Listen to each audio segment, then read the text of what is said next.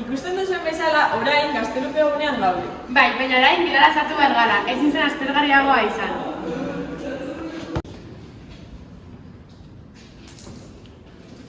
Jo, zue gutxienez, eskolara joateko, aukera daukazue. Ei, zer gertatu da hemen, non gaude? Begiratu ingurura, ikuste dut argi dagoela. Telebistan ikusten dena baino txarrago dago. Ezkerrak voluntarioak laguntzen ari direla. Eta gobernua non dago, ez dut inon ikusten. Barkatu, egia da gobernua ez da etorri laguntzera. Bai, baina ja oso berrandu zenean. Bai, gobernuaren aldetik utxuna handia sentitu dugu. Etorri zirenerako, jada, 210 hildako inguru zeuden.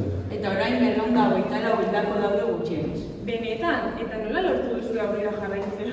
Eragileen laguntzarekin, baina gehiena voluntariak egin dute. Oraindik laguntza asko behar dute, hau ez da aste batean gertatuko. Guk ere zerbait egin behar dugu, ideia badaukala. Non egon zarete? Valentzia nola dagoen ikusi dugu eta benetazko beharra dagoela konturatu gara. Eta zer egingo dugu? Arrasateko gaztetxeak eroskia bat, janari eta material bizketa bat egingo dutela badakigu. Beraz, nik uste dut modelo berdina jarraitu beharko bezpera. Noski, adibidez, bizkotxoa eta txokolate beroa gero gustukoa da. Orduan, herriko bikututan salba genuke.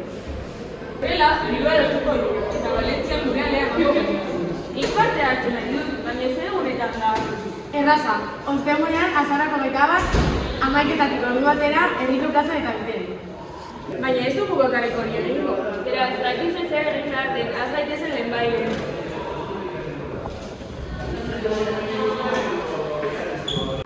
Eta zuek, entzuleok kuskuxatu herriko edabide desberdinetan egingo diren ekintzak. Animatu zuen aldetik jartzera. Valentziara! Bizitza itzuli!